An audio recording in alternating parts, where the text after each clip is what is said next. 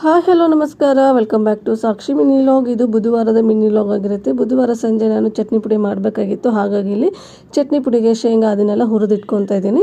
ಇನ್ನು ಈ ಚಟ್ನಿ ಪುಡಿ ತುಂಬಾ ಸುಲಭ ಮಾಡೋದು. ಅದರಲ್ಲೂ ನಮ್ಮ ಉತ್ತರ ಕರ್ನಾಟಕದ ಮಂದಿಗೆ ಊಟಕ್ಕೆ ಚಟ್ನಿ ಪುಡಿ ಇಲ್ಲ ಅಂದರೆ ಊಟ ತಿನ್ನೋದಕ್ಕೆ ಆಗೋದಿಲ್ಲ. ಹಾಗಾಗಿ ನಾವು ಸಹ ಉತ್ತರ ಕರ್ನಾಟಕದವರಾಗಿರೋದ್ರಿಂದ ಚಟ್ನಿ ಪುಡಿಗಳು ಬೇಕಾಗಿರುತ್ತೆ. ಹಾಗಾಗಿ ಇವತ್ತು ನಮ್ಮನೇಲಿ ಶೇಂಗಾ ಚಟ್ನಿ ಪುಡಿ ಖಾಲಿಯಾಗಿಬಿಟ್ಟಿತ್ತು. ಚಟ್ನಿ ಪುಡಿನ ರೆಡಿ ಮಾಡ್ಕೊತಾ ಇದ್ದೀನಿ.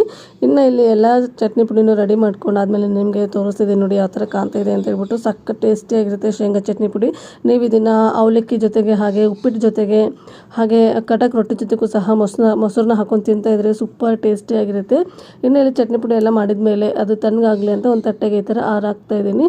ಬಿಸಿ ಇರುತ್ತಲ್ವ, ಹಾಗಾಗಿ ಇದನ್ನು ಹಾಗೆ ಸ್ಟೋರ್ ಮಾಡ್ಕೊಂಡ್ಬಿಟ್ರೆ ಸ್ಮೆಲ್ ಬರೋಕ್ಕೆ ಶುರು ಆಗಿಬಿಡುತ್ತೆ. ಹಾಗಾಗಿ ಈ ಥರ ತಣ್ಣಗಾದ ನಂತರ ನಾನಿಲ್ಲಿ ಬಾಕ್ಸಿಗೆ ಸ್ಟೋರ್ ಮಾಡಿ ಇಟ್ಕೊತಾ ಇದ್ದೀನಿ. ಇನ್ನು ಇದಾಗಿತ್ತು ಇವತ್ತಿನ ನನ್ನ ಮಿನಿ ಲಾಗ್. Thank you.